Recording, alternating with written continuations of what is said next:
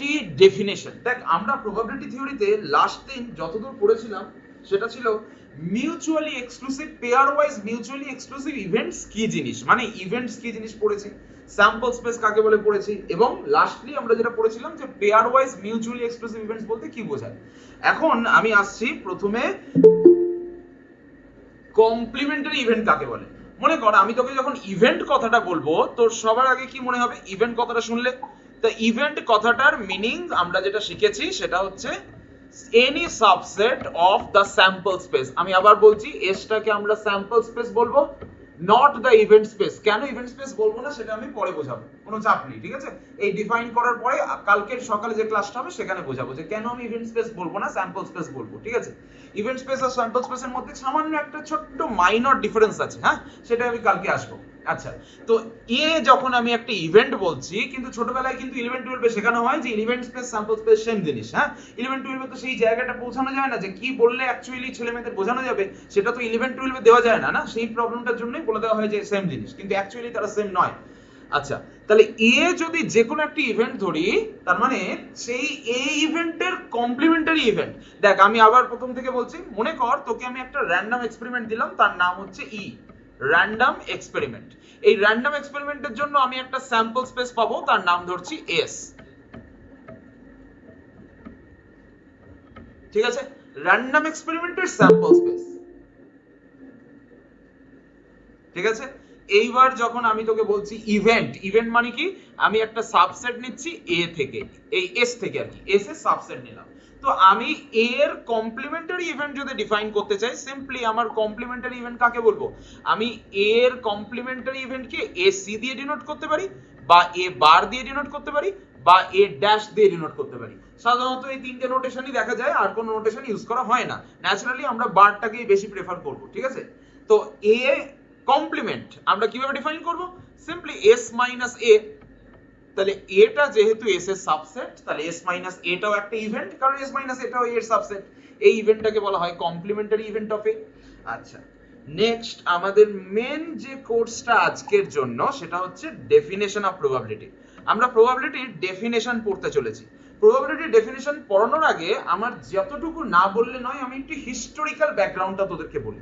দেখ, প্রবাবিলিটি থিওরিটা কিন্তু আজকের থিওরি নয়, বহু যুগ ধরে এই থিওরিটা নিয়ে ম্যাথমেটিশিয়ানদের মধ্যে একটা বিশাল ইন্টারেস্ট চলে এসেছে, এবং বেশি ইন্টারেস্ট কিন্তু ম্যাথমেটিশিয়ানদের থেকে বেশি ছিল গ্যাম্বলারদের, যারা জুয়ারি, ঠিক আছে? তার কারণ এই থিওরিটাই ডিপেন্ড করতো যে একটা ইনভেস্টমেন্টই বলছি আমি, এখন তো আর গ্যাম্বলিং বলা হয় না, এখন এটা লিগ্যাল হয়ে গেছে, ঠিক আছে? তো তো এই থিওরিটাই আমাদেরকে ডিটারমাইন করে দিতে হচ্ছে একটা ইনভেস্টমেন্ট প্রফিটেবল হবে নাকি লসে যাবে। তাই জন্য প্রথমে একদম 19th সেঞ্চুরির শুরুর দিকে এই থিওরিটা গ্যাম্বলারদের মধ্যে বিশেষ জনপ্রিয় হয়ে ওঠে, এবং যে সমস্ত ম্যাথমেটিশিয়ানরা সেই সময় এই থিওরিটাকে মেনলি ডিফাইন করতে গিয়েছিলেন তাদের মধ্যে ল্যাপ্লাস ছিলেন অন্যতম। তো ল্যাপ্লাসের একটা বই আছে প্রবাবিলিটির, তোদেরকে আমি আগের দিন হয়তো মনে হচ্ছে দেখিয়েও ছিলাম, ঠিক আছে? তো ল্যাপ্লাসের ওই প্রবাবিলিটির বইটা ছিল, ধরে নেওয়া হয় যে প্রবাবিলিটির পৃথিবীর প্রথম বই, তবে তার আগে একটা ম্যানুস্ক্রিপ্ট টাইপের বই ছিল, সেটা আবার ল্যাপ্লাসের একজন টিচার লিখেছিলেন, ঠিক আছে? তো ল্যাপ্লাস প্রথম যে প্রবাবিলিটির ডেফিনিশনটা দিয়েছিলেন সেটা ছিল classical definition of probability. Classical definition, তো ল্যাপ্লাসের ডেফিনিশনটা এরকম ছিল। আচ্ছা, আমরা যেটা ক্লাসিক্যাল ডেফিনিশন পড়ছি সেটা একটু মডিফাইড, এক্স্যাক্টলি ক্রুড ল্যাপ্লাসের ডেফিনিশনটা আমরা পড়ছি না। তো ক্লাসিক্যাল ডেফিনিশনটা এরকম বলছে যে যদি আমরা কোনো একটা র্যান্ডম এক্সপেরিমেন্টের স্যাম্পল স্পেস এস ধরি ফাইনাইট, এইখানটা ভালো করে খেয়াল করতে হবে, র্যান্ডম এক্সপেরিমেন্টের স্যাম্পল স্পেস এস আমরা ধরে নিলাম স্যাম্পল স্পেসটা ফাইনাইট স্যাম্পল স্পেস। তাহলে এই যে এস সেটটা এটা ধরলাম has finite number of points, বা আমি যেটা বলবো স্যাম্পল পয়েন্টস বা ইভেন্ট পয়েন্টস বলা হয়। তাহলে এস সেটের মধ্যে যদি ফাইনাইট নাম্বার অফ পয়েন্টস থাকে, মানে এস সেটটা যদি ফাইনাইট স্যাম্পল স্পেস হয়, এবং এস এর পয়েন্টগুলো অর্থাৎ যারা কিনা সিম্পল ইভেন্ট, তারা যদি পেয়ার ওয়াইজ ডিসজয়েন্ট হবেই, এবং তারা যদি ইকুয়ালি লাইকলি হয়, এক্সস্টিভ সেট হয়, তাহলে probability of any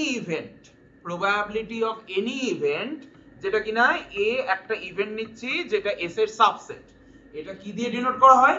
number of event points in S, নিচে থাকবে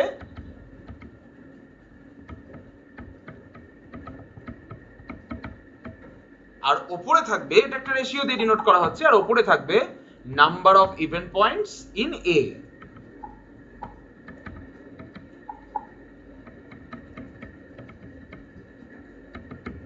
তাহলে ল্যাপ্লাস যখন ডিফাইন করলেন যে ক্লাসিক্যাল ডেফিনিশন অফ প্রবাবিলিটি, উনি কতগুলো রেস্ট্রিকশন তৈরি করে দিলেন। কি কি রেস্ট্রিকশন ল্যাপ্লাস তৈরি করে দিয়েছিলেন আমি একটু লিখছি নাম্বার 1 নাম্বার 2 করে। ল্যাপ্লাস প্রথম যে রেস্ট্রিকশনটা তৈরি করে দিয়েছিলেন সেটা কি ছিল, যে ইভেন্ট পয়েন্ট গুলো, number 1 restrictions of classical definition.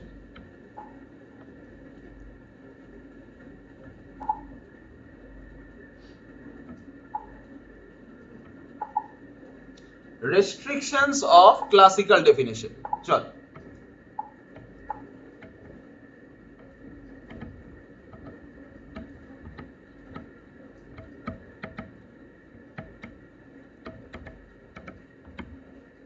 restrictions of classical definition। তো ল্যাপ্লাস মোটামুটি 19th সেঞ্চুরিতে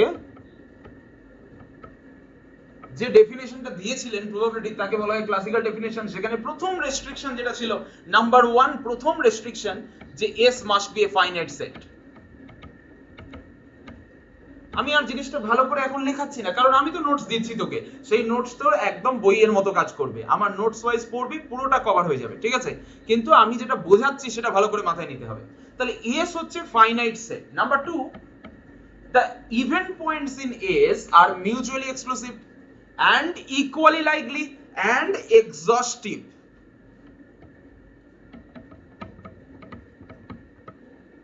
mutually exclusive. Mutually exclusive মানে কি বলেছিলাম আগের দিনে, যে দুটো ইভেন্ট একসাথে যদি অকার করতে না পারে তাদেরকে বলা হয় মিউচুয়ালি এক্সক্লুসিভ। মানে একটা অকার করবে তো অন্যটা অকার করবে না।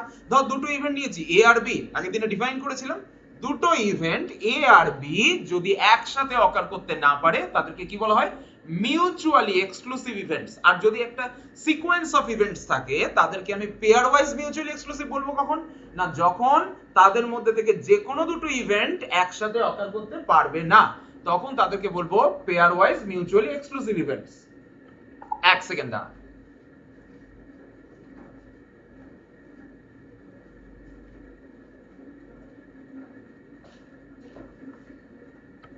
বেশ, তাহলে মিউচুয়ালি এক্সক্লুসিভ ইভেন্ট পয়েন্টস গুলো মিউচুয়ালি এক্সক্লুসিভ হবে, এবং ল্যাপ্লাস বলেছিলেন যে ইভেন্ট পয়েন্টস গুলো ইকুয়ালি লাইকলি হবে,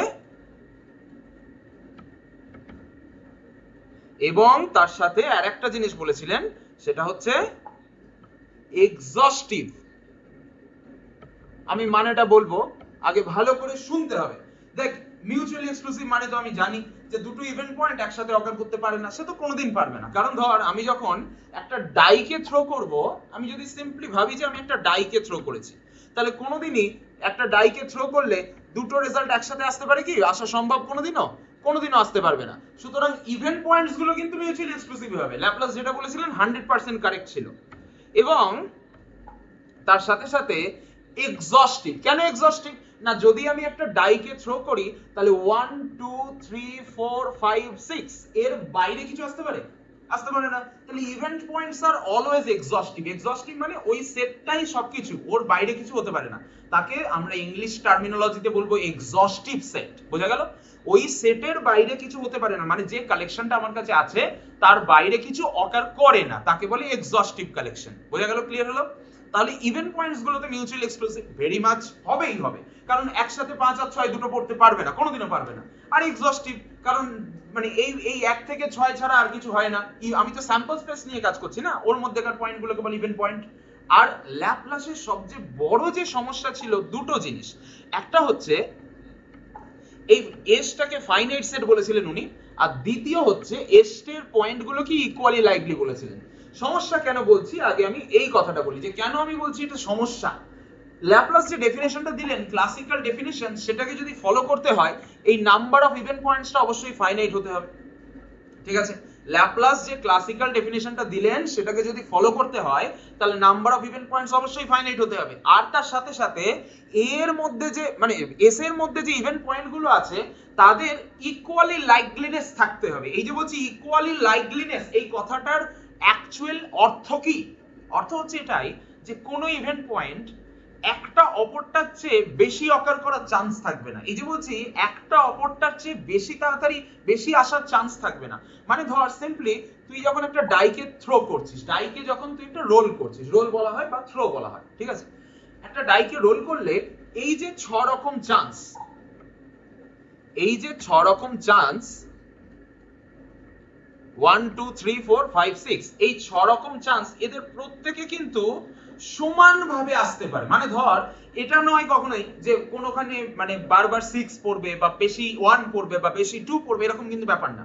1টা যতটা আসার চান্স, 2টা আসার চান্স ততটাই, 3ও আসার চান্স ততটাই, 4ও আসার চান্স ততটাই, 5ও ততটাই, 6ও ততটাই। সিমিলারলি আমি যদি একটা কয়েনকে টস করি, তাহলে হেড আসার যতটা চান্স, টেল আসার কিন্তু ততটাই চান্স, কোনোটাই কম কোনোটাই বেশি নয়। তাহলে এই চান্স কথাটা ইকুয়ালি লাইকলির সাথে খুব বেশি রিলেটেড। এই চান্স কথাটার যদি ম্যাথমেটিক্যাল অর্থটা বলি তাহলে হচ্ছে প্রবাবিলিটি। সেই যুগে, আমি এটা কথাটা বলছি 19th সেঞ্চুরির কথা, ঠিক আছে, সেই যুগে প্রবাবিলিটি ডিফাইনই হয়নি তখন। সো সেই যুগে এই ডেফিনেশনটাই মারাত্মক ডেফিনেশন ছিল, কারণ এর চেয়ে ভালো ডেফিনেশন ছিল না। ইনফ্যাক্ট আমরা যদি নরমালি যে র্যান্ডম এক্সপেরিমেন্ট গুলো আমরা করে থাকি, যেমন ধর ডাই থ্রো করা, কয়েন টস করা, তারপর এই ধরনের যে ছোটখাটো যে ইউজুয়াল র্যান্ডম এক্সপেরিমেন্ট যেগুলো, সেখানে কিন্তু ফাইনাইট স্যাম্পল স্পেসই থাকে। সুতরাং এই ফাইনাইট স্যাম্পল স্পেসটা খুব বেশি মানে খুব বেশি সমস্যা সেই দিনে করেনি। কিন্তু সবচেয়ে বেশি চিন্তার কারণ ম্যাথমেটিশিয়ানদের মাথায় এইটা হয়ে দাঁড়ালো যে আমরা প্রবাবিলিটি ডিফাইন করছি, আর প্রবাবিলিটি ডিফাইন করতে গিয়ে প্রবাবিলিটিকে ইউজ করছি।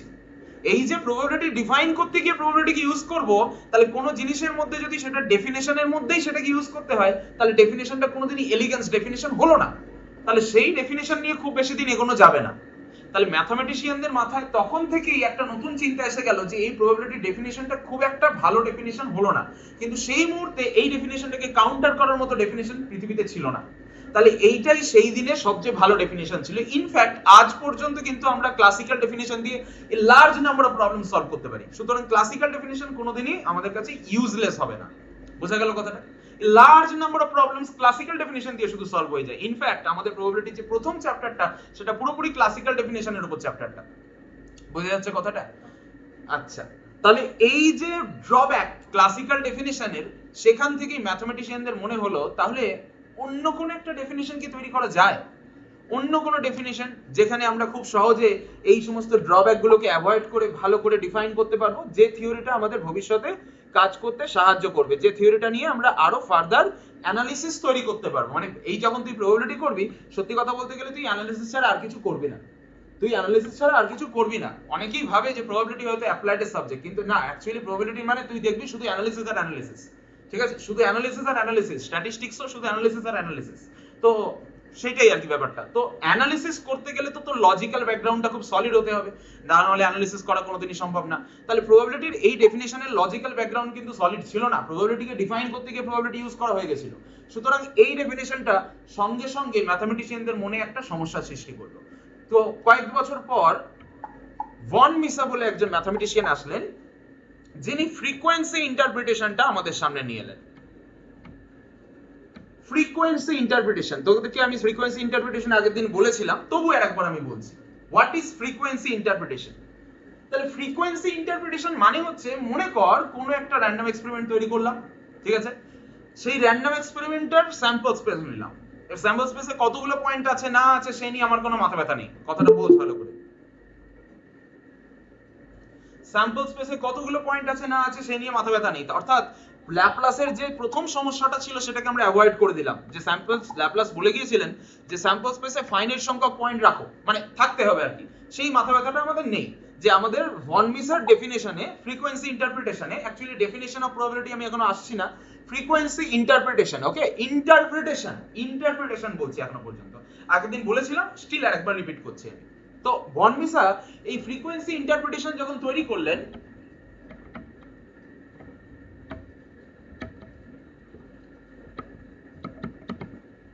ভন মিসা যখন ফ্রিকোয়েন্সি ইন্টারপ্রিটেশন তৈরি করলেন, তখন প্রথম তার মনে, তিনি এটা আমাদের বলেছিলেন যে আচ্ছা, ফ্রিকোয়েন্সি ইন্টারপ্রিটেশন মানে এরকম ভাবে ভাবার চেষ্টা করো যে কোনো একটা র্যান্ডম এক্সপেরিমেন্ট, সাপোজ আমরা ই নিয়েছি,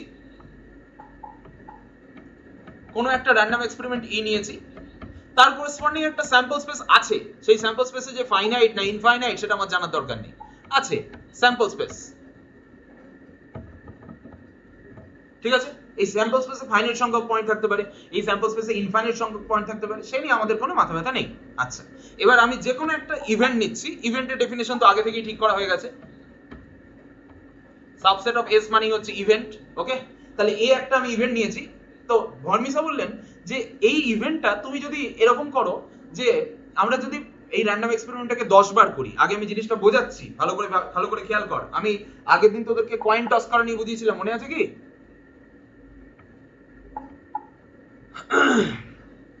আগের দিন তোদেরকে আমি কয়েন টস করা নিয়ে বুঝিয়েছিলাম, মনে আছে কি? আমি বলেছিলাম আগের দিন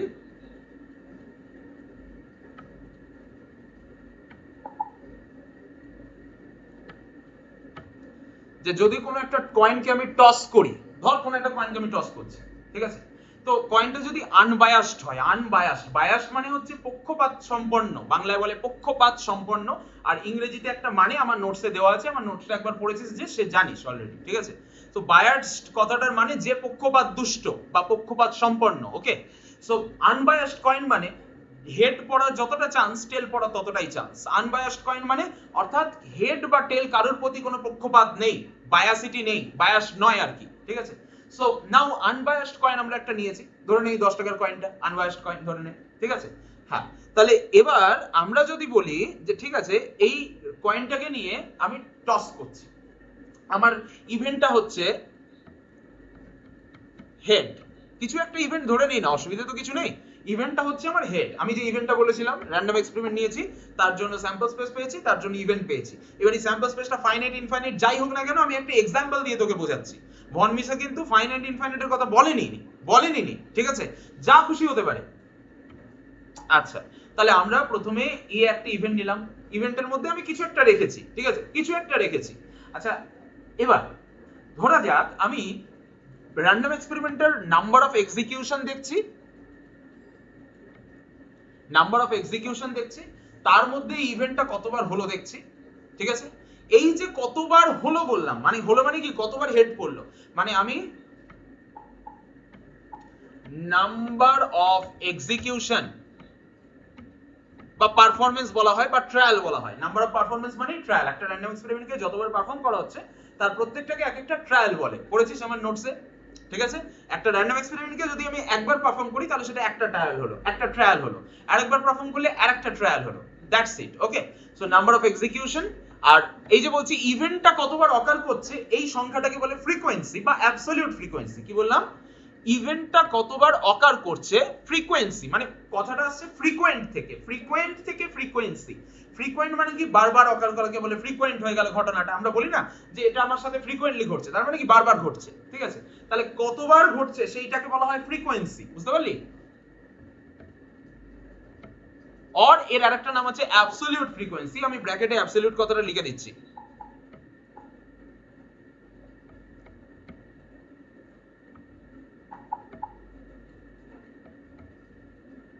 দাঁড়া একটু দেখে নিই কারা কারা আছিস।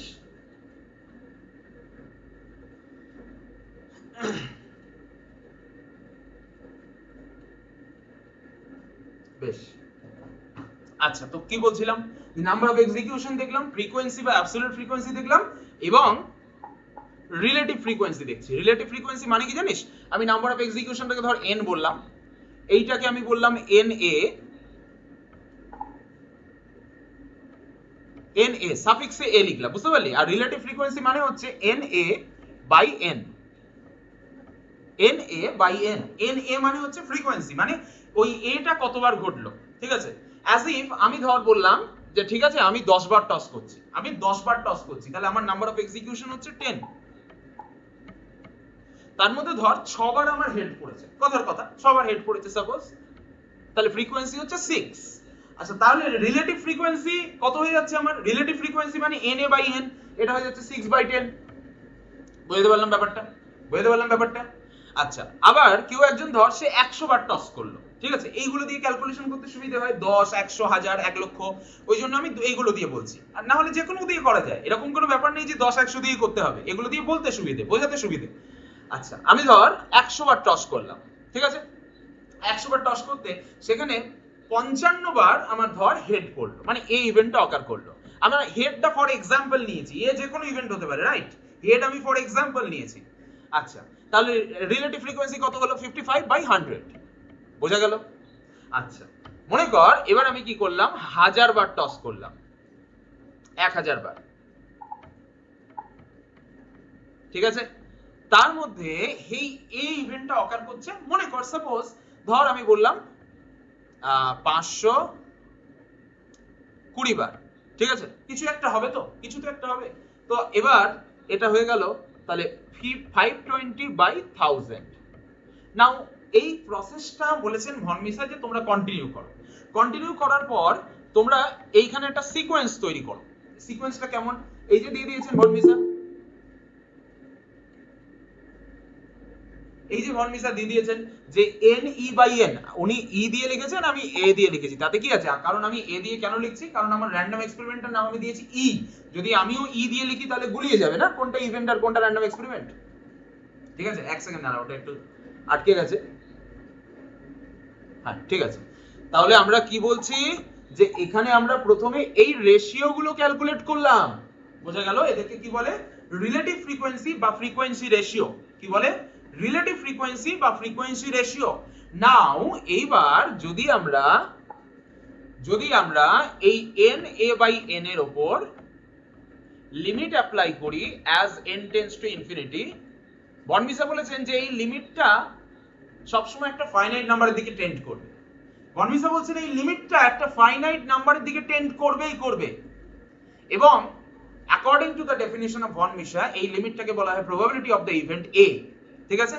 সো এই যে ডেফিনিশনটা দেওয়া হচ্ছে এটাকে বলে ফ্রিকোয়েন্সি ডেফিনিশন অফ প্রবাবিলিটি। তাহলে ভন মিসা আমাদের কি ডেফিনিশন দিয়ে গেছেন? Frequency definition.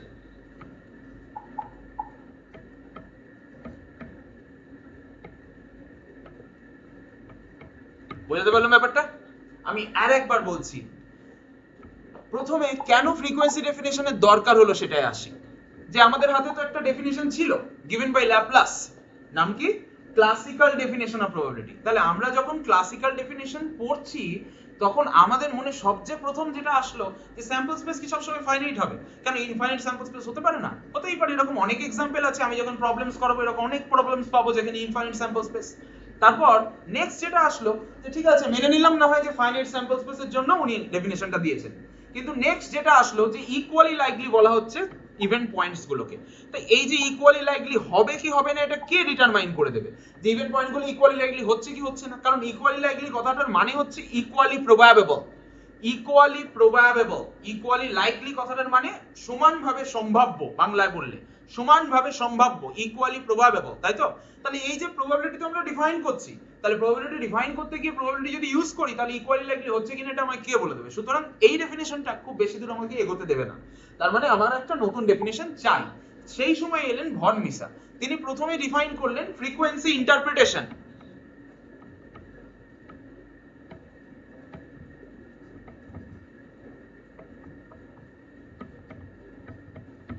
ফ্রিকোয়েন্সি ইন্টারপ্রিটেশন আগের দিন কি বলেছিলাম মনে আছে? যে আমরা যদি কোনো একটা র্যান্ডম এক্সপেরিমেন্টকে রিপিট করতে থাকি তাহলে এই রেশিওটা tends to a more or less constant number, তার মানে এই রেশিওটা ক্রমাগত একটা কনস্ট্যান্টের দিকে এগোতে থাকে। ঠিক আছে? যে কনস্ট্যান্ট নাম্বারটাকে ভন মিসা বলেছিলেন যে এই কনস্ট্যান্ট নাম্বারটা যে সিকোয়েন্স তৈরি হবে সেই সিকোয়েন্সের যে লিমিট পাবো সেটাই হচ্ছে probability of the event A. ঠিক আছে? বেশ, এত পর্যন্ত সব ঠিকঠাক ছিল। আমরাও খুব খুশি যে ঠিক আছে প্রবাবিলিটি থিওরি ইউজ করছি, মানে প্রবাবিলিটি থিওরি ডিফাইন করছি, সেখানে স্যাম্পল স্পেস ফাইনাইট কি ইনফাইনাইট সে নিয়ে আমাদের কোনো মাথা ব্যথা নেই, প্রথম কথা। দ্বিতীয় কথা হচ্ছে প্রবাবিলিটি থিওরি ইউজ করতে গিয়ে প্রবাবিলিটি আর ইউজ হচ্ছে না, যেটা মানে এতে হয়েছিল আর কি, ক্লাসিক্যাল ডেফিনিশনে হয়েছিল যে প্রবাবিলিটি থিওরি তৈরি করছি আর প্রবাবিলিটি থিওরি ডিফাইন করতে গিয়ে ইউজ করছি। সেই দুটো এরর কিন্তু এখানে আর নেই। তাহলে এটা খুব ভালো ডেফিনিশন, নিঃসন্দেহে ভালো ডেফিনিশন, কারণ এখানে কোনো ভুল দেখা যাচ্ছে না। কিন্তু সমস্যা হলো কি যখন অ্যাকচুয়ালি প্রবাবিলিটি ক্যালকুলেট করার জন্য আমরা এগোলাম আর কি। সমস্যাটা কি হলো না, অ্যাকচুয়ালি প্রবাবিলিটি যখন আমরা ক্যালকুলেট করতে যাচ্ছি তখন দেখছি আরে বাবা এইভাবে কত দূর যেতে থাকবো। মানে সকলের মনে প্রথম প্রশ্ন আসবে যে একটা র্যান্ডম এক্সপেরিমেন্ট, ঠিক আছে নাও আমরা না হয় একটা র্যান্ডম এক্সপেরিমেন্ট আমাদের বলেছে আমি 10 বার করলাম, ঠিক আছে 10 বার করলাম, তারপরে আবার বলেছে আমাদের আরো করো, তো আমরা 100 বার করলাম, বেশ করলাম, আবার বললো আবার করো, ঠিক আছে 1000 বার করলাম। তো মানুষের তো একটা ধৈর্যের সীমা আছে, মানুষকে বললে কি সে করে যাবে চিরকাল? এটা কোনোদিন সম্ভব? তাহলে এই লিমিটটা ক্যালকুলেট করা কি মানুষের পক্ষে সম্ভব? এই লিমিটটা কি করে ক্যালকুলেট করবে? তখন এই সমস্যাটা সবচেয়ে বড় সমস্যা হয়ে দাঁড়ালো যে এখানে দুটো ফ্যাক্টকে মিশিয়ে দেওয়া হচ্ছে, দুটো ঘটনাকে মিশিয়ে দেওয়া হচ্ছে। কি দুটো ঘটনা যাদেরকে মিশিয়ে দেওয়া হচ্ছে, যাদের মিক্স করে দেওয়া হচ্ছে? একটা হচ্ছে এম্পিরিক্যাল ফ্যাক্ট। আচ্ছা দেখা যাচ্ছে তো, এটা মিশে যাচ্ছে না তো বোর্ডের কালারের সাথে? আরে ঠিক আছে? না স্যার, হ্যাঁ স্যার ঠিক আছে। ওকে, একটা হচ্ছে এম্পিরিক্যাল ফ্যাক্ট, এটার বাংলাটা হচ্ছে সম্ভবত সাংখ্যতাত্ত্বিক ব্যাপার, মানে সাংখ্যতাত্ত্বিক ঘটনা। এম্পিরিক্যালের বাংলাটা বোধহয় সাংখ্যতাত্ত্বিক, হ্যাঁ, মানে যেটাকে খুব নাম্বার দিয়ে গুনে গুনে করা হয় তাকে বলে এম্পিরিক্যাল, মানে রিগার্ডিং নাম্বারস। মানে যদি আমি বোঝাই তাহলে রিগার্ডিং নাম্বারস, এম্পিরিক্যাল মানে রিগার্ডিং নাম্বারস। তাহলে এটা কি এম্পিরিক্যাল ফ্যাক্ট কাকে বলা হচ্ছে? এম্পিরিক্যাল ফ্যাক্ট বলা হচ্ছে ফ্রিকোয়েন্সি ইন্টারপ্রিটেশনকে বা ফ্রিকোয়েন্সিকে বা রিলেটিভ ফ্রিকোয়েন্সিকে, ফ্রিকোয়েন্সি না বলে রিলেটিভ ফ্রিকোয়েন্সিকে, রিলেটিভ ফ্রিকোয়েন্সি বা ফ্রিকোয়েন্সি রেশিও বলা হয় যেটাকে, ঠিক আছে? মানে ওই N A by N, N A by N এটা তো একটা নাম্বার। আমি যখন N A by N calculate করছি এটা তো একটা নাম্বার, রাইট? এবার এই ক্যালকুলেশনটা কিন্তু আমরা করছি, তাহলে এন এ বাই এন করলাম প্রথমে এন এর একটা ভ্যালুর জন্য, আবার এন এ বাই এন করলাম, আবার এন এ বাই এন করলাম। আর এই যে লিমিট ক্যালকুলেট করছি এটা কিন্তু অ্যানালাইটিক্যাল ফ্যাক্ট,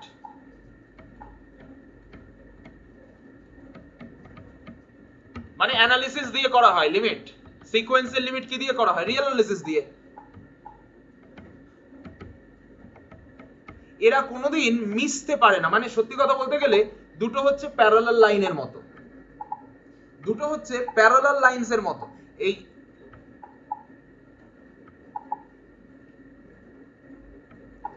এই হচ্ছে এম্পিরিক্যাল ফ্যাক্ট, এই হচ্ছে অ্যানালাইটিক্যাল ফ্যাক্ট। দুটো প্যারালাল লাইন যেমন কোনোদিন ইন্টারসেক্ট করে না, এরাও কোনোদিন মিশে যেতে পারে না। মানে তোমার ইচ্ছা হলো তুমি অ্যানালিসিস করতে করতে এক্সাম্পল নিয়ে দেখালে প্রুফ হয়ে গেল, এরকম কিন্তু হয় না। অ্যানালিসিস করলে প্রুফ কিন্তু প্রুফের মতো করে করতে হবে, এক্সাম্পল দিয়ে প্রুফ হয় না।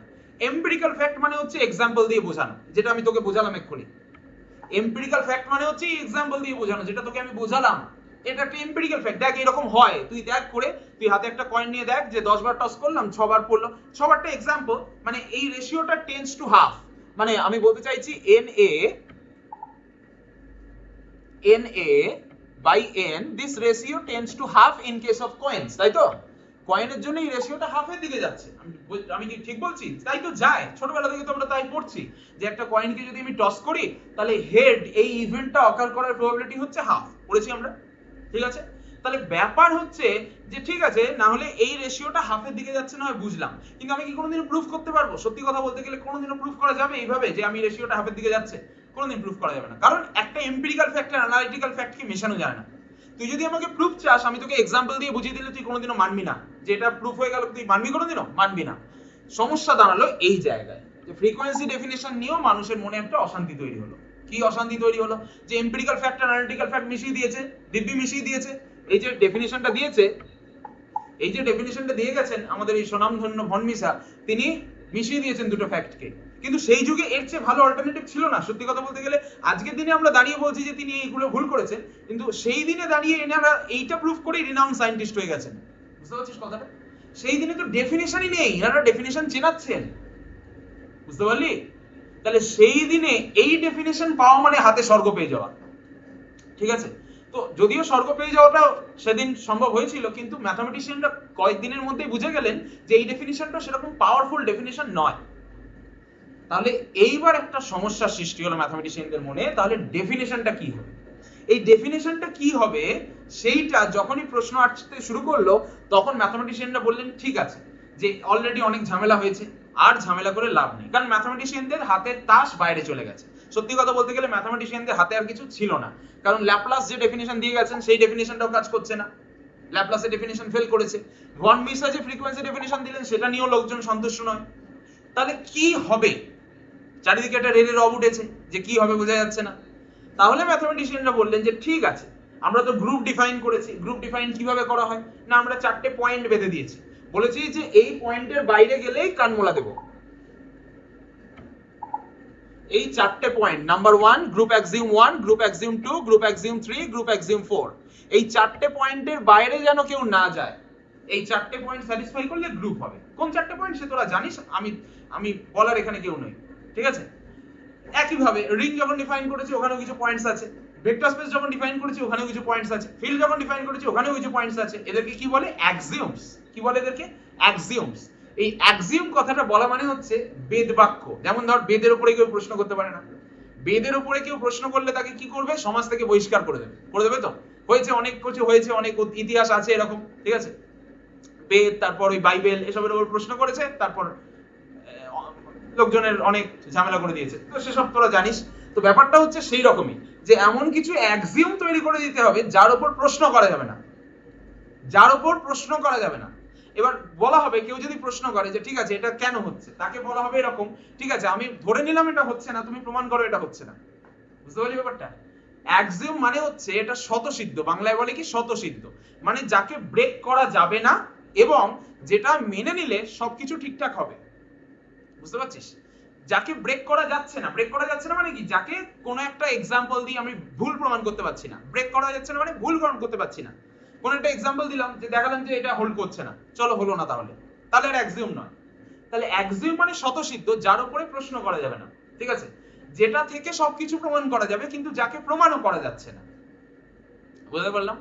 So it is kind of definition. ভাবতে পারিস তুই ডেফিনেশনের উপর আমরা কোনোদিন প্রশ্ন করি যে এটা কেন হচ্ছে? হ্যাঁ, বড়জন আমি তোকে এরকম দেখাতে পারি যে দেখ এই হয়, তাহলে এখান থেকে এরকম বোঝা যাচ্ছে। বুঝতে পারলি? তো এইটাই অ্যাকচুয়ালি ফ্রিকোয়েন্সি ডেফিনেশনের এবং ক্লাসিক্যাল ডেফিনেশন থেকে দেখার পর ম্যাথমেটিশিয়ানরা, বিশেষ করে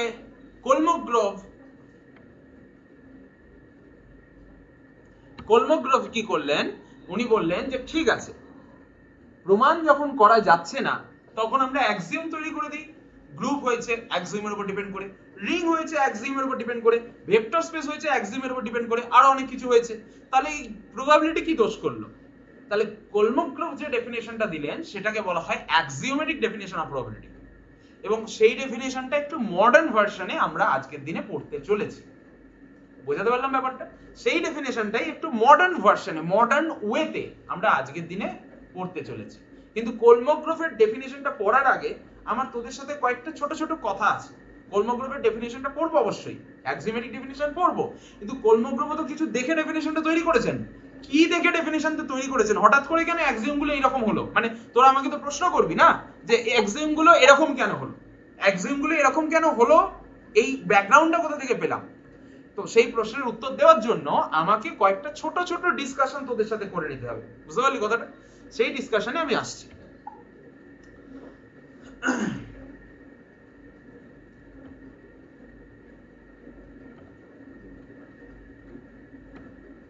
চল, তাহলে ডিসকাশন যেটা করতে চলেছে এটাকে বলছি some deductions of the classical definition. Classical ডেফিনেশনের কিছু ডিডাকশন, কিছু রেজাল্টস। ওকে,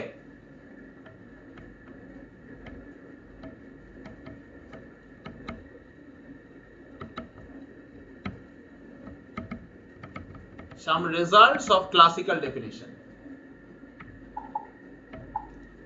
আচ্ছা, প্রথম যে রেজাল্টটা আমাদের মনে আসে সেটা হচ্ছে নাম্বার 1, আমি যদি বলি তোকে যে আমরা এমন একটা ইভেন্ট নিয়েছি যার মধ্যে কেউ নেই, কোনো পয়েন্ট নেই। ইভেন্ট মানে কি? ইভেন্ট মানে হচ্ছে any subset of the sample space, তাকে বলে event. Subset, car subset? Of S, তাকে বলে ইভেন্ট, তাই তো? স্যাম্পল স্পেসের সাবসেট। এখন আর ওইগুলো আমি বলছি না যে ই ধর র্যান্ডম এক্সপেরিমেন্ট, তার স্যাম্পল স্পেস ধর এস, তার সাবসেট নে, কারণ ওগুলো তোর মাথার মধ্যে ঢুকে গেছে যে হ্যাঁ আমরা ইভেন্টকে সাধারণত ই ধরবো, স্যাম্পল স্পেসকে সাধারণত এস ধরবো। হ্যাঁ, আমি আবার মনে করে দিচ্ছি স্যাম্পল স্পেস ইভেন্ট স্পেসের মধ্যে একটা সূক্ষ্ম তফাৎ আছে, যে তফাৎটা আমি কালকের ক্লাসে বলতে চলেছি। সুতরাং কালকের ক্লাসটা আরো ফার মোর ইন্টারেস্টিং হতে চলেছে, আরো বেশি ইন্টারেস্টিং হতে চলেছে। আচ্ছা, কালকে আগে আমি কথাটা বলে নিই, নাহলে ভুলে যাবো। কালকে তাহলে 9টা থেকে দিচ্ছি, ঠিক আছে? সকালবেলা 9টা থেকে। ওকে, কারোর অসুবিধা নেই তো? ঠিক আছে, বেশ, চলো। আচ্ছা, তো আমরা কি করছি, প্রথমে যদি নাল সাবসেট নিই, নাল সাবসেট মানে নাল সেট আর কি, নাল সেট নিই, সেটাও একটা ইভেন্ট হবে। কেন ইভেন্ট হবে? কারণ নাল সেট সবারই সাবসেট, সবার সাবসেট যেহেতু, তাহলে এস এরও সাবসেট হবে।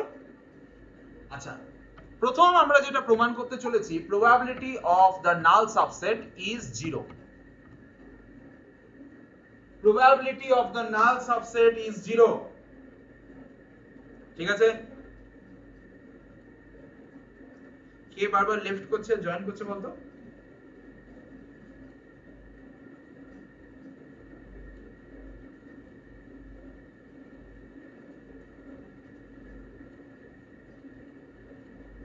চল, probability of the null subset is 0। আচ্ছা, এটা প্রমাণ করব কিভাবে? আমি বলেছি ক্লাসিক্যাল ডেফিনিশন থেকে প্রমাণ করব, ক্লাসিক্যাল ডেফিনিশন থেকে প্রমাণ করব। তাহলে চল ক্লাসিক্যাল ডেফিনিশন থেকে প্রমাণ করা যাক। ক্লাসিক্যাল ডেফিনিশন কি বলেছিল একবার দেখে নিই তো চট করে। ক্লাসিক্যাল ডেফিনিশন যখন পড়লাম, ক্লাসিক্যাল ডেফিনিশনটা ছিল যে কোনো একটা ইভেন্ট, তার প্রবাবিলিটি হচ্ছে number of event points in A by number of event points in S, যদি এসটা অবশ্য ফাইনাইট সেট হয় তাহলে। হ্যাঁ, আমরা এখানে ক্লাসিক্যাল ডেফিনিশনে ডিডাকশন করছি, তাহলে আমরা ধরে নেব যে এসটা ফাইনাইট সেট, এবং ক্লাসিক্যাল ডেফিনিশনের আর যে অ্যাজাম্পশন গুলো আছে সেই অ্যাজাম্পশন গুলোও ধরে নেব। কি কি অ্যাজাম্পশন আছে? যে ইভেন্ট পয়েন্ট গুলো mutually exclusive, M dot E যখন আমি লিখবো তখন বুঝে যাবে মিউচুয়ালি এক্সক্লুসিভ লিখছি। ঠিক আছে? আমি যখন এম ডট ই লিখবো বুঝে যাবে মিউচুয়ালি এক্সক্লুসিভ লিখছি। আবার আচ্ছা ঠিক আছে, ওগুলো পরে বলবো। বাকি আরো অনেক এরকম শর্টকাট ইউজ করব, কিন্তু আমার নোটসে কিন্তু এই শর্টকাট গুলো ইউজ করা থাকবে। তবে এটাও আমি বলে দিচ্ছি, পরীক্ষার সময় কিন্তু শর্টকাট কম ইউজ করিস, ওকে? কারণ ধর তুই এম ডট ই লিখে বেরিয়ে চলে গেলি, যিনি খাতা দেখছেন তিনি সন্তুষ্ট হলেন না, তিনি নাম্বারটা কেটে নিলেন। বুঝতে পারলি কথাটা? তুই সবসময় ফুল কথাই লিখবি, বোঝা গেল? আচ্ছা, তাহলে আমরা যখন ক্লাসিক্যাল ডেফিনিশন থেকে কিছু প্রমাণ করতে চলেছি, সেখানে দেখে নিতে হবে ক্লাসিক্যাল ডেফিনিশনের যে অ্যাজাম্পশন গুলো সেগুলো হোল্ড করছে কিনা। প্রথম অ্যাজাম্পশন এসটা ফাইনাইট সেট, তো আমি যখন প্রুফ করব তখন এসটা ফাইনাইট সেট হতে হবে।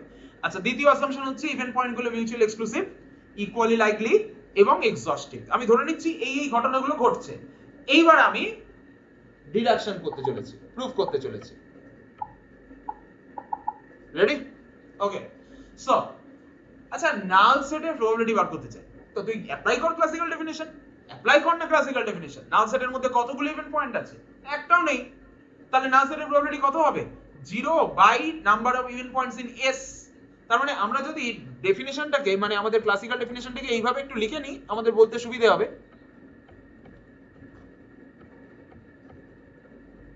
NA বাই NS, NA মানে হচ্ছে ছোট কথা বড় করে বললে ওই যেটা লিখেছিলাম number of event points in A, আর NS মানে হচ্ছে number of event points in S।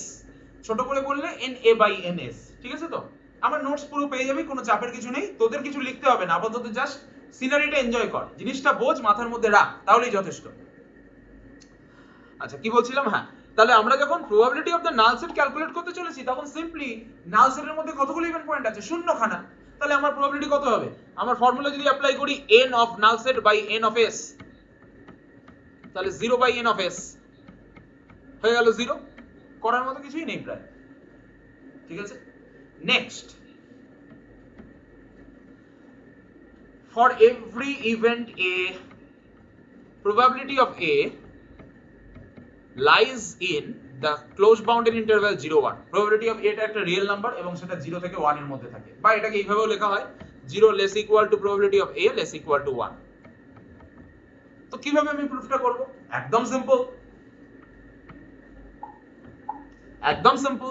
তুই যে কোনো ইভেন্ট a নিয়েছিস, খুব ভালো কথা। তাহলে ইভেন্টটা কার সাবসেট? s এর সাবসেট। s এর মধ্যে ফাইনাইট সংখ্যক পয়েন্ট আছে, তাহলে a এর মধ্যে কতগুলো আছে? ফাইনাইটের থেকে ছোট বা সমান কি হয়? ফাইনাইটই হয়।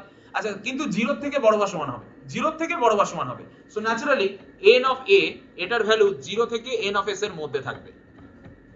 n অফ s যেহেতু ফাইনাইট, তুই n অফ s দিয়ে 1 বাই n অফ s দিয়ে তিন দিকে মাল্টিপ্লাই করে দে। মাল্টিপ্লাই করলে বাঁ দিকে হয়ে গেল 0, মাঝখানটা হয়ে গেল n of a by n of s, আর ডান দিকে হয়ে গেল n of s by n of s, তার মানে 1। তাহলে according to the classical definition of probability তুই পেয়ে গেলি 0 less equal to p of a less equal to 1। ঠিক আছে? প্রুফ করার মতো কিছু নেই তো, কয়েকটা লাইনের মাত্র ব্যাপার। জাস্ট এই আন্ডারস্ট্যান্ডিংটা যদি মাথায় থাকে, তাহলে আমার কিছু লাইনটা মনেও রাখতে হবে না, জাস্ট বোঝাটা থাকলেই হলো। ঠিক আছে? বেশ, ফাইন। আচ্ছা, নেক্সট আমি আসছি থার্ড ডিডাকশন।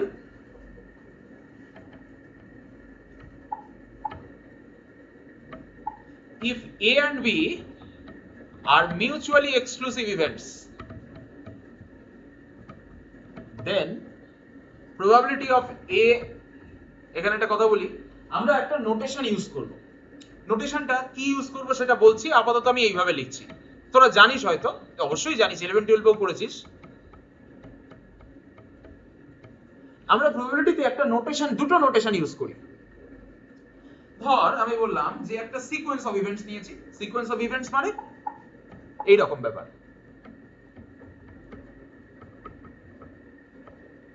ঠিক আছে, একটা সিকোয়েন্স অফ ইভেন্টস নিয়েছি, A1 A2 A3 A4 and so on. কোথা থেকে নিয়েছি? সব এস এর মধ্যে থেকে নিয়েছি। ইভেন্ট মানে কি? এস এর সাবসেট।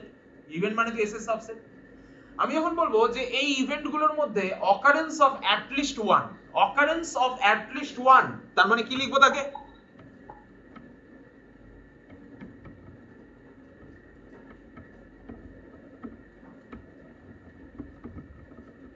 এইটাকে কিভাবে ডিনোট করবো জানিস?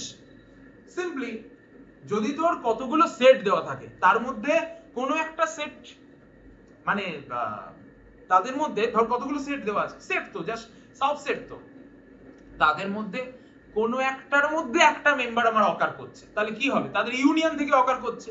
তার মানে কি অকারেন্স অফ অ্যাট লিস্ট ওয়ানটা কি অ্যাকচুয়ালি ইউনিয়ন এআই। তো আমাদের প্রবাবিলিস্টিক নোটেশনে আমরা ইউনিয়নটাকে অ্যাভয়েড করি। অ্যাভয়েড করে যেটা লিখি সেটা হচ্ছে সামেশন। ইউনিয়নটার বদলে আমরা সামেশন লিখি। বোঝা গেল কথাটা? আমরা ইউনিয়ন না লিখে সামেশন লিখছি। আচ্ছা,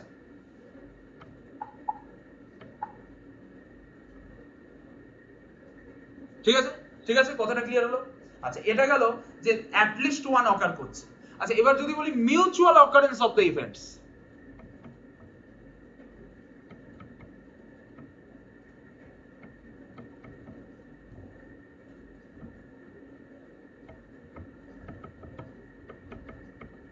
তার মানে ইভেন্ট গুলো একসাথে অকার করছে। আগের বার বলেছিলাম একজন, মিনিমাম একজন অকার করছে, মানে সবাই একসাথে অকার করছে কি না করছে সেটা আমার জানা নেই। এখন বলছি যে মিউচুয়াল অকারেন্স, মিউচুয়াল মানে কি? সবাই একসাথে করছে। বোঝা গেল? তাহলে মিউচুয়াল অকারেন্সটাকে আমরা কিভাবে ডিনোট করব? সবাই একসাথে মানে কি? ইন্টারসেকশন নেব।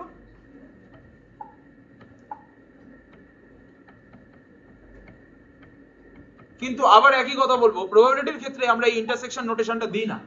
তার বদলে আমরা যেটা ইউজ করি সেটা হচ্ছে প্রোডাক্ট। বলা হয় ক্যাপিটাল পাই প্রোডাক্টের নোটেশন। যেমন সামেশনের নোটেশন ক্যাপিটাল সিগমা, তেমন প্রোডাক্টের নোটেশন হচ্ছে ক্যাপিটাল পাই।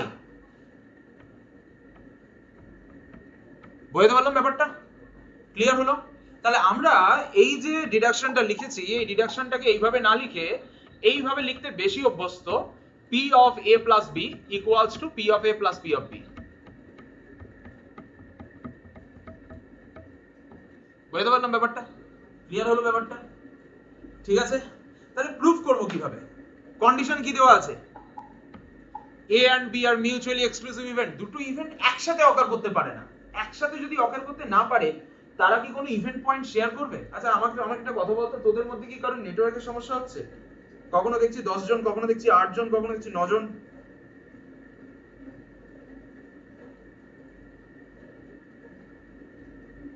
নেটওয়ার্কের সমস্যা হলে বলবি, ঠিক আছে? আমি ওয়েট করব, কোনো সমস্যা নেই। আমার কাছে তো হোয়াটসঅ্যাপ খোলাই আছে, আমার কাছে তো হোয়াটসঅ্যাপ খোলাই আছে।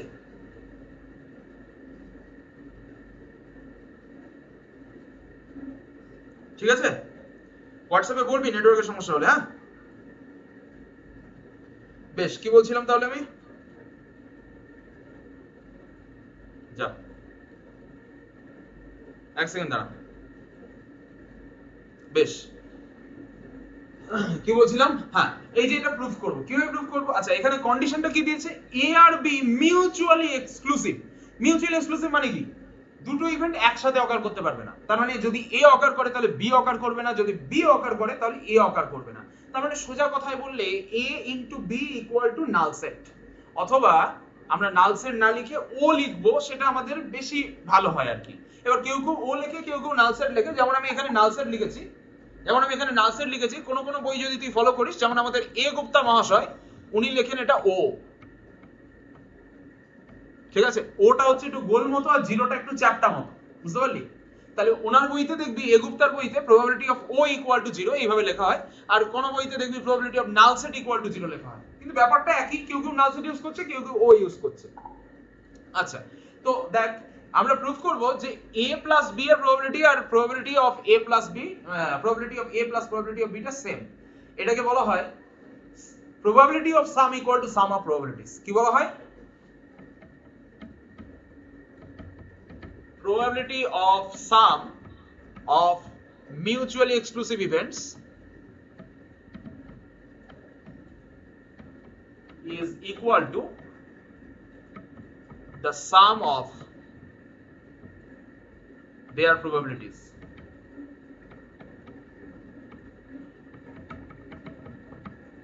বুঝতে পারলাম ব্যাপারটা? সামের প্রবাবিলিটি, কাদের সাম? দুটো মিউচুয়ালি এক্সক্লুসিভ ইভেন্ট নিয়েছি, তাদের সামের প্রবাবিলিটি, সাম মানে কি ইউনিয়ন, ইকুয়াল টু প্রবাবিলিটির সাম। সামের প্রবাবিলিটি হলো প্রবাবিলিটির সাম, তবে একটা কন্ডিশন আছে এখানে, এমনি এমনি হবে না, যদি তুমি মিউচুয়ালি এক্সক্লুসিভ ইভেন্ট নাও, দুটো ইভেন্ট নিয়েছো মিউচুয়ালি এক্সক্লুসিভ, তবে হবে। আর যদি দুইয়ের চেয়ে বেশি ইভেন্ট নেই তখন কি হবে সেটা আমি আসছি। আপাতত দুটো নিয়ে করি, তারপর দুইয়ের চেয়ে বেশি তো করবই করব। ঠিক আছে, ব্যাপারটা ক্লিয়ার হলো কিনা দেখ, যদি কোথাও সমস্যা হয় বল, আমি তো প্রুফ করব, আগে তোদের কোথাও বুঝতে সমস্যা হলে সেটা বল। ঠিক আছে তো, কোনো চাপ নেই, ক্লিয়ার হয়েছে ব্যাপারটা? বেশ, এবার আমি প্রুফে আসছি। আর কারোর লেখার কিছু দরকার নেই, আমার নোটসও পেয়ে যাবি, আর এইটা যেটা পড়াচ্ছি সেটাও পেয়ে যাবি, তোরা আগেও পেয়েছিস আবার পেয়ে যাবি। ঠিক আছে, চল এবার আমি প্রুফে আসছি।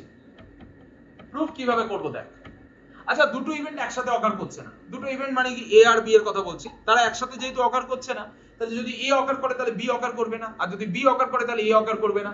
আমি যদি তাদের ভেন ডায়াগ্রাম দিয়ে ডিনোট করি, এইটা এ ইভেন্ট, এইটা বি ইভেন্ট, তাদের মধ্যে কোনো কমন পার্ট নেই, তাহলে এ এর মধ্যে যে ইভেন্ট পয়েন্ট গুলো আছে তারা কেউ বি এর মধ্যে নেই, বি এর মধ্যে যে ইভেন্ট পয়েন্ট গুলো আছে তারা কেউ এ এর মধ্যে নেই। তাহলে এ এবং বি এর মধ্যে টোটাল ইভেন্ট পয়েন্টের সংখ্যাটা কত কেউ যদি আমাকে জিজ্ঞেস করে, আমি কি আনসার দেব?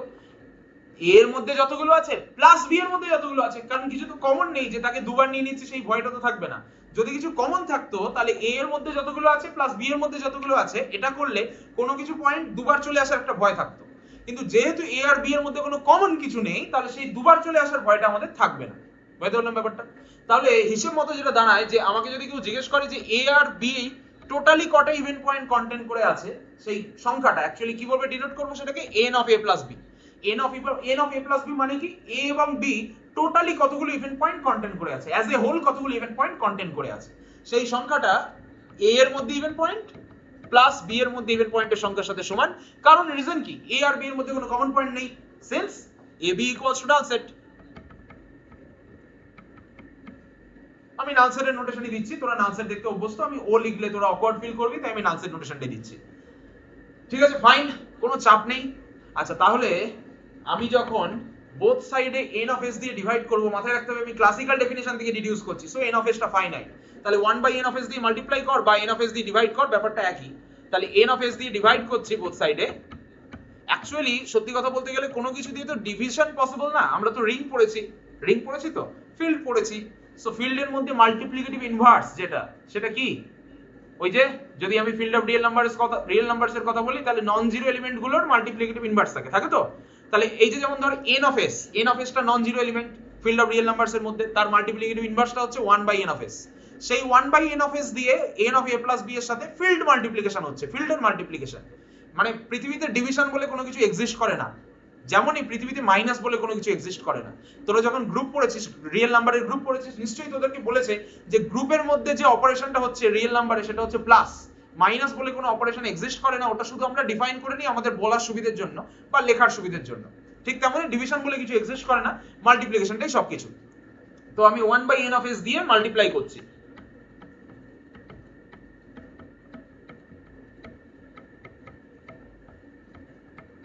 হয়ে গেল। তো এটাই তো probability according to the classical definition.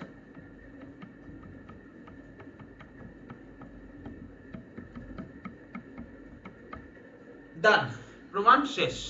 আচ্ছা, এই যে ঘটনাটা আমরা করলাম, এই ঘটনাটাকে আমি এক্সটেন্ড করছি। যদি আমি তিনটে ইভেন্ট নিতাম, তিনটে, ধর সাপোজ এ এবং বি এবং সি, তাহলে আমরা কি করেছিলাম নাম্বার 3 তে, যদি দুটো ইভেন্ট মিউচুয়ালি এক্সক্লুসিভ হয় তাহলে এই ঘটনাটা ঘটবে, P of A plus B equal to P of A plus P of B। তিনটে ইভেন্টের ক্ষেত্রে কিন্তু মিউচুয়ালি এক্সক্লুসিভ কথাটা ঠিক খাটে না, তখন বলতে হয় পেয়ার ওয়াইজ মিউচুয়ালি এক্সক্লুসিভ। কেন বলতে হয় সেটা আমি বলছি।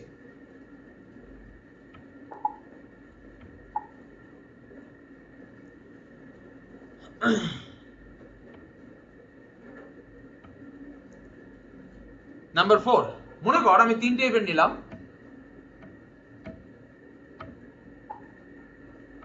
মনে কর আমি তিনটে ইভেন্ট নিলাম A B C, A B এবং C, let pairwise mutually exclusive events connected with a random experiment E, তার মানে স্যাম্পল স্পেসের সাবসেট, ওইসব আর বলছি না, ঠিক আছে? ওইসব তোরা জানিস আর নোটেও ভালো করে লেখা থাকবে, কোনো চাপের কিছু নেই, ঠিক আছে? দেন P of A plus B plus C equals to P of A plus P of B plus P of C। যদি বলি প্রুফ কিভাবে করব, আচ্ছা তোরা দুটো ইভেন্ট নে, A আর B। প্রথমে A আর B ইভেন্ট গুলোর জন্য তোদের হাতে অলরেডি একটা ফর্মুলা আছে। কি ফর্মুলা? যেহেতু A B C pair wise mutually exclusive বলা হয়েছে, তার মানে আমি যদি জোড়ায় জোড়ায় নিই তিনটে থেকে জোড়ায় জোড়ায় কত ভাবে নিতে পারবো? 3C2 কম্বিনেশন করব। তিনটে থেকে চুজ করছি, কিন্তু এখানে কিন্তু পারমুটেশন করছি না। পারমুটেশন তখন হয় যখন চুজের সাথে সাজানো হয়। দেখ ব্যাপারটা ভেবে দেখ, যদি তিনটে থেকে আমরা দুটো করে জিনিস নিই এবং তাদেরকে সাজাই, নিচ্ছি এবং সাজাচ্ছি, তাহলে টোটাল দুরকম করে কত রকম কম্বিনেশন তৈরি করতে পারবো? তার আনসারটা হচ্ছে পারমুটেশন। তার আনসারটা কি? পারমুটেশন। পারমুটেশন মানে প্রথমে চুজ করো এবং তাদেরকে অ্যারেঞ্জ করো। কি বললাম? চুজ এন্ড অ্যারেঞ্জ, তাকে বলে পারমুটেশন। আর কম্বিনেশন মানে অনলি চুজ। কম্বিনেশন মানে অনলি চুজ, আর পারমুটেশন মানে চুজ এন্ড অ্যারেঞ্জ। প্রথমে চুজ করো, তারপর সাজাও, অ্যারেঞ্জ করো। তাহলে আমি কম্বিনেশন করব এখানে। কেন কম্বিনেশন করব? তিনটে থেকে দুটো সিলেক্ট করছি, তার কারণ আমার কাছে A প্লাস B ও যা আর B প্লাস A ও তা। আমার কাছে A ইনটু B ও যা, ইনটু মানে কি? ইন্টারসেকশন। মনে আছে তো? এই যে আমি পড়ালাম, যে আমরা ইনটু দিয়ে ডিনোট করি। ইনটু মানে প্রোডাক্ট, কিন্তু আমরা যখন নরমালি লিখবো, ব্যাপারটা ভেবে দেখ, নরমালি যখন লিখবি তুই কি আর সামেশন দিবি দুটোর ক্ষেত্রে? তুই কি লিখবি? A plus B। তেমনি আমরা যখন নরমালি লিখবো A ইনটু B না লিখে AB লিখবো। আমরা তাই তো করি সাধারণত, ইনটুটাকে অমিট করে দিই। তো এখানেও অমিট করে দেবো, ইনটুটাকে লিখবো না।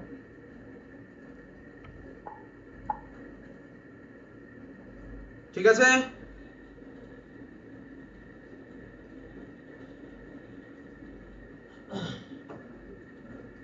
তাহলে কি বলছিলাম? হ্যাঁ, তাহলে আমরা A B C তিনটে ইভেন্ট থেকে দুটো ইভেন্ট কতভাবে চুজ করতে পারি? 3C2, যার মানে হচ্ছে 3। তাহলে আমরা যখন দুটো ইভেন্ট চুজ করছি, ধর আমি প্রথমে A আর B চুজ করে নিলাম। আমি A আর B চুজ করে নিয়ে এবার কি করছি? আমাদের ফর্মুলাটা অ্যাপ্লাই করছি, P of A plus B। আচ্ছা, আমি বলছিলাম পেয়ার ওয়াইজ মিউচুয়ালি এক্সক্লুসিভটা, আগে ওটা বলি। পেয়ার ওয়াইজ মিউচুয়ালি এক্সক্লুসিভ বলতে কি বোঝানো হচ্ছে? দেখ, পেয়ার ওয়াইজ মানে জোড়ায় মিউচুয়ালি এক্সক্লুসিভ। তার মানে তারা দুজন যদি আমি দেখি, তাহলে তারা একসাথে অকার করতে পারবে না। তার মানে কি? তিনটে থেকে দুটো কত ভাবে চুজ করতে পারবো? তিন রকম ভাবে। সেই তিন রকম ভাবে চয়েসটা আগে আমি করে নিই। তাহলে AB নিলাম, AC নিলাম, BC নিলাম। বোঝা গেল? তিনটে থেকে তিন রকম ভাবে দুটো চয়েস করতে পারি সব সময়, ঠিক আছে? তাহলে সেই চয়েস করার পর আমি পেয়ার ওয়াইজ মিউচুয়ালি এক্সক্লুসিভ মানে হচ্ছে AB টা নাল সেট, AC টাও নাল সেট, BC টাও নাল সেট। এরা সবাই নাল সেট। কেন নাল সেট? বিকজ এরা কেউ একসাথে অকার করছে না। AB একসাথে অকার করতে পারছে না, A এবং B, B এবং C একসাথে অকার করতে পারছে না, A এবং C ও একসাথে অকার করতে পারছে না, তাই এরা সবাই নাল সেট। ক্লিয়ার? এখন পেয়ার ওয়াইজ মিউচুয়ালি এক্সক্লুসিভ হলে কিন্তু অটোমেটিক্যালি মিউচুয়ালি এক্সক্লুসিভ হবে। তার কারণ কি? তার কারণ আমি যদি এবার খেয়াল করে দেখি, ABC একসাথে যদি দেখি, তার মানে কি? A into B into C, তার মানে A intersection B intersection C। এইটা যদি আমি দেখি, তাহলে আমি কত পাবো? এটা সাবসেট অফ AB তো, এটা সাবসেট অফ AB তো, AB টা তো নাল সেট। তাহলে এই ABC টাও নাল সেট হয়ে গেল। নাল সেটের যে কোনো সাবসেটই নাল সেট হয়, তাই তো? তার মানে আমাদের মাথায় এতটুকু এখন চলে এসেছে যে আমরা যদি পেয়ার ওয়াইজ মিউচুয়ালি এক্সক্লুসিভ নিই, মিউচুয়ালি এক্সক্লুসিভ অটোমেটিক্যালি হোল্ড করবে, আলাদা করে তার জন্য আমাকে ভাবতে হবে না। ঠিক আছে? আচ্ছা, তাহলে এই তিনটে ইভেন্ট ABC, এরা পেয়ার ওয়াইজ মিউচুয়ালি এক্সক্লুসিভ। তাহলে ঠিক আমি 3 নম্বরে যে পেয়েছিলাম সেই ফর্মুলাটা যদি অ্যাপ্লাই করি তাহলে কি লিখতে পারবো, যেহেতু এ আর বি মিউচুয়ালি এক্সক্লুসিভ তাহলে P of A plus B equal to P of A plus P of B.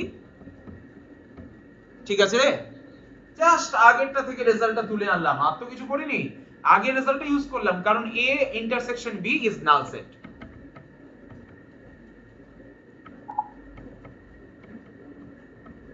ঠিক আছে, ফাইন। এইবার আমি একটু খেয়াল করে দেখছি যে a প্লাস বি এইটার সাথে যদি আমি সি এর ইন্টারসেকশন করি তাহলে কি পাবো রে, intersection is distributed over union, plus মানে ইউনিয়ন, ইনটু মানে ইন্টারসেকশন, তাহলে ইন্টারসেকশনটা ইউনিয়নের উপর ডিস্ট্রিবিউট হয়ে যায়, তাহলে ডিস্ট্রিবিউটিভ প্রপার্টি অ্যাপ্লাই করলাম, তাহলে হয়ে গেল AC plus BC. Now what is AC? AC মানে নাল সেট, বিসি মানে নাল সেট, আর প্লাস মানে ইউনিয়ন, তাহলে নাল সেটের সাথে নাল সেটের ইউনিয়ন করলে নাল সেট। তাহলে এ প্লাস বি এবং সি এই দুটো ইভেন্ট কিন্তু পেয়ার ওয়াইজ মিউচুয়ালি এক্সক্লুসিভ। তাহলে আমি আবার এই ফর্মুলাটা ইউজ করছি যে দুটো event pairwise mutually exclusive হলে sum of their probabilities equal to probability of their sum, তাই তো? ওই ফর্মুলাটা আবার আমি ইউজ করছি, তাহলে প্রবাবিলিটি অফ সাম। তাহলে এখানে কি কি ইভেন্ট আছে, কোন দুটো ইভেন্ট নিয়েছি এখানে? এখানে ইভেন্ট গুলো হচ্ছে এ প্লাস বি এবং সি।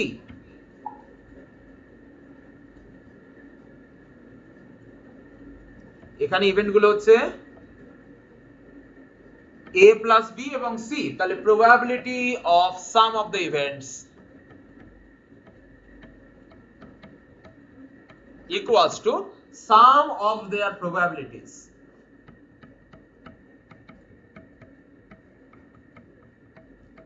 বুঝতে পারলাম ব্যাপারটা? দেখ ক্লিয়ার হলো কিনা দেখ। ঠিক আছে রে। আচ্ছা বাঁ দিকটা কি দেখতো, a plus b plus c ইউনিয়নের উপর তো অ্যাসোসিয়েটিভ ল হোল্ড করে, ইউনিয়নের উপর হোল্ড করে, ইন্টারসেকশনের উপর হোল্ড করে। তাহলে a প্লাস b তার সাথে c টা আমি অ্যাসোসিয়েটিভ ল অ্যাপ্লাই করছি, করলে কি হবে, আমার এই ব্র্যাকেটটা মাঝখানের এই ব্র্যাকেটটা দেওয়ার কোনো প্রয়োজনই নেই। আরে অ্যাসোসিয়েটিভ ল, গ্রুপের অ্যাসোসিয়েটিভ ল এর কথা মনে কর না, তাহলেই তো ব্যাপারটা সোজা হয়ে যায়।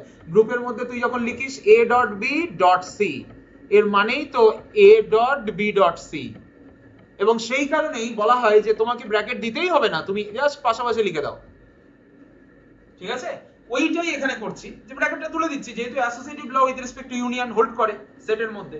তাহলে আমি পি অফ পেয়ে গেলাম a plus B of B plus C, just ব্র্যাকেটটা তুলে দিলাম ভেতর থেকে, কেন, by the associative law of union of sets equals to, আবার এইটার ভ্যালু একটু আগে পেয়ে এসেছি না, এই যে ভ্যালুটা বসিয়ে দিচ্ছি, তাহলে হয়ে গেল P of A plus P of B plus P of C, ছিল এখনো থাকছে।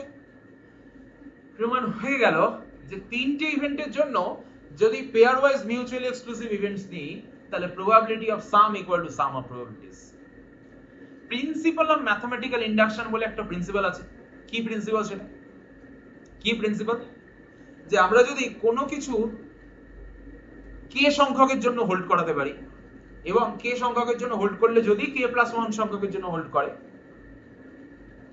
এবং কোন একটা বেসের জন্য যদি হোল্ড করে, ধর আমার এখানে দুটো ইভেন্টের জন্য হোল্ড করছে, দুটো ইভেন্টের জন্য কি হোল্ড করছে, দুটো ইভেন্ট যদি মিউচুয়ালি এক্সক্লুসিভ হয়, আমি পেয়ার ওয়াইজ কথাটা দিয়েই বলছি, দুটো ইভেন্ট যদি পেয়ার ওয়াইজ মিউচুয়ালি এক্সক্লুসিভ হয় তাহলে probability of their some equal to some of their probabilities, তাই তো? এইবার আমি দুটো ইভেন্টের জন্য হোল্ড করলে তিনটের জন্য হোল্ড করছেও দেখেছি, একই ভাবে যদি আমি করতে থাকি তিনটের জন্য হোল্ড করলে চারটের জন্য হোল্ড করবে দেখতে পাবো, চারটের জন্য করলে পাঁচটার জন্য করবে দেখতে পাবো। তাহলে প্রিন্সিপাল অফ ম্যাথমেটিক্যাল ইন্ডাকশনের কথা একটু ভাবছি মনে মনে, যে প্রিন্সিপাল অফ ম্যাথমেটিক্যাল ইন্ডাকশনে পড়েছিলাম সেটাকে অ্যাপ্লাই করছি। তাহলে ফর 2 এটা হোল্ড করছে, তাহলে ফর 2 এটা হোল্ড করছে দুটো ইভেন্টের জন্য, টু ইভেন্টস। আর যদি আমি কে ইভেন্টস এর জন্য হোল্ড করাতে পারি তাহলে কে প্লাস ওয়ান ইভেন্টস এর জন্য হোল্ড করবে। ইভেন্টস লিখলে শুধু হয় না, অ্যাকচুয়ালি আমি তো মুখে বলছি pairwise mutually exclusive events. তাহলে by the principle of mathematical induction আমরা প্রুফ করতে পারবো যে কোনো ফাইনাইট সিকোয়েন্স অফ ইভেন্টস এর জন্য যারা কিনা পেয়ার ওয়াইজ মিউচুয়ালি এক্সক্লুসিভ এই লটা হোল্ড করবে। এটাকে বলে জেনারেল অ্যাডিশন ল, এটাকে বলে addition law of probability. General addition law বলবো না, অ্যাডিশন ল অফ প্রবাবিলিটি, ঠিক আছে? জেনারেল অ্যাডিশন লটা একটু অন্যরকম আর কি। তাহলে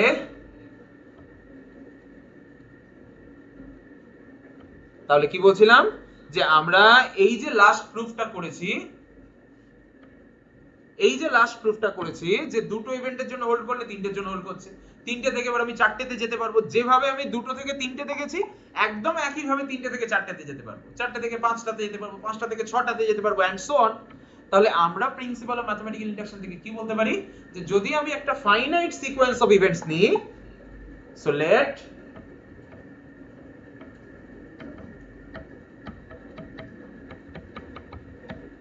be a finite sequence of pairwise mutually exclusive event.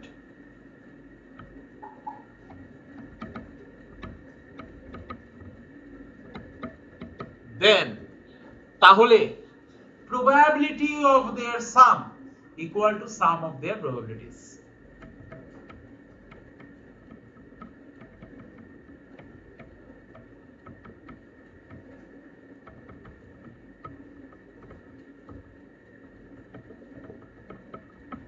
ঠিক আছে, এইটা করলাম প্রিন্সিপাল অফ ম্যাথমেটিক্যাল ইন্ডাকশন দিয়ে। বোঝা গেল? দেখ আমি আজকে এতটাই পড়াচ্ছি, আর পড়াচ্ছি না। কালকে সকালবেলা 9টার সময় আরেকটা ক্লাস হবে। আগে তোরা বল যে যদি তোদের কোনো কোয়েশ্চেন থাকে তোরা ক্লিয়ার করে নে, ঠিক আছে? কালকে সকালবেলা ঠিক এর পর থেকে আমি পড়াবো। আমি আজকে রাতে নোটটা দিয়ে দেবো, কালকে ঘুম থেকে উঠে একবার নোটটায় চোখ বুলিয়ে নিবি, জাস্ট দেখে নিবি যে আমি কি কি দিয়েছি, ঠিক আছে? আমার একটু দিতে রাত হবে, কিন্তু কালকে সকালে উঠে একবার নোটটা দেখে নিস, ওকে? যদি কোনো তোদের প্রশ্ন থাকে তোরা বলে ফেল।